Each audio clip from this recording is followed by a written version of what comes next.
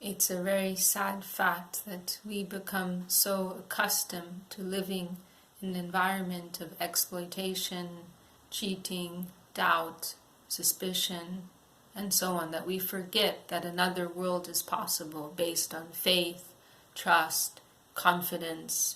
I was quite inspired a few years ago. I was visiting our community in Salt Lake City, and I overheard a conversation one of the young boys, about 5 years old, had with his mother, and he was insisting, I want to go to my friend's house. And the mother, oh, your friend's not at home right now, we can go later. And the boy, why don't we just go now? We can go there now and we can wait there.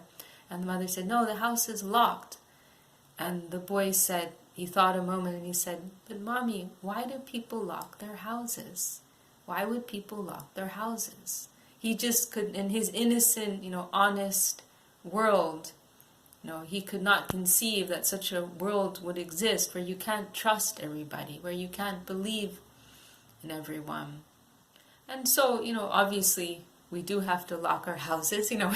We can't live in a naive state. We have to be aware of the nature of the environment that we live in. But at the same time, we have to believe that there is another world, and also that we can manifest this type of environment around us according to the degree that we have faith in one another, that we believe in one another. Our Gurudev, he used to say, my fault is that I believe in everyone. That was his expression. But this is actually a divine fault. This is the nature of one who has descended from the higher plane. This word Veda, Srila Sridhar Maharshi comments in one place, it means no.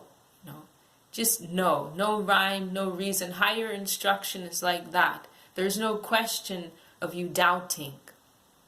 And he gives the example, in this modern era, a mother may give a sweet to her boy, and the boy will take it to the laboratory to examine if there's some poison inside there.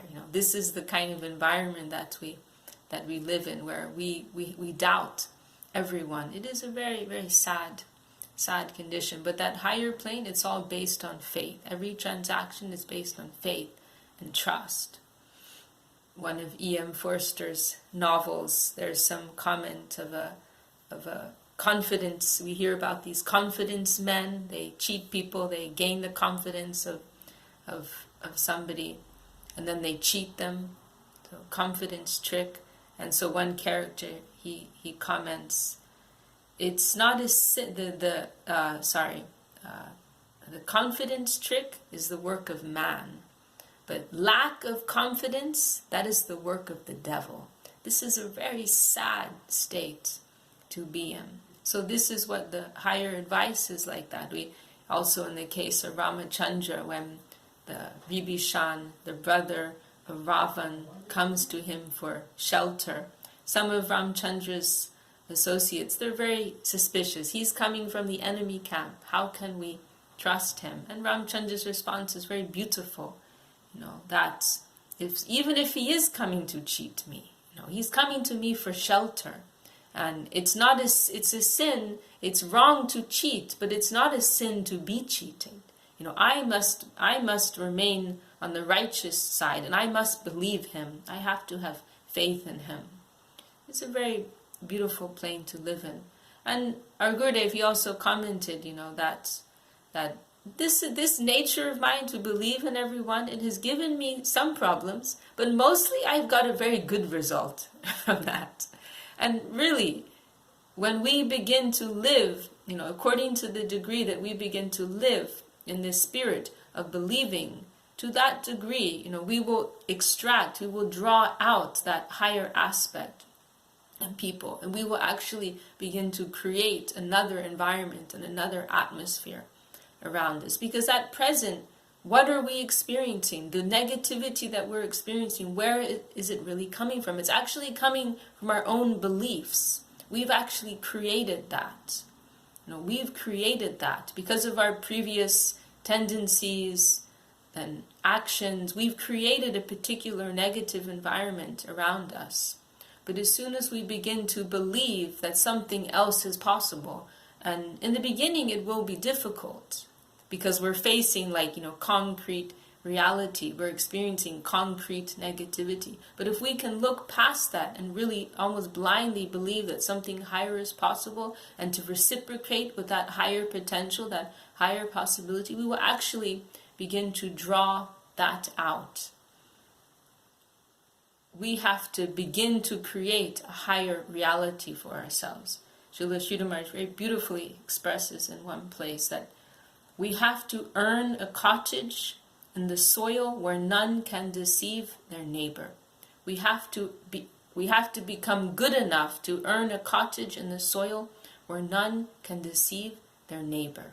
So we have to see, I'm responsible for the negativity that I'm currently experiencing from others, from the environment.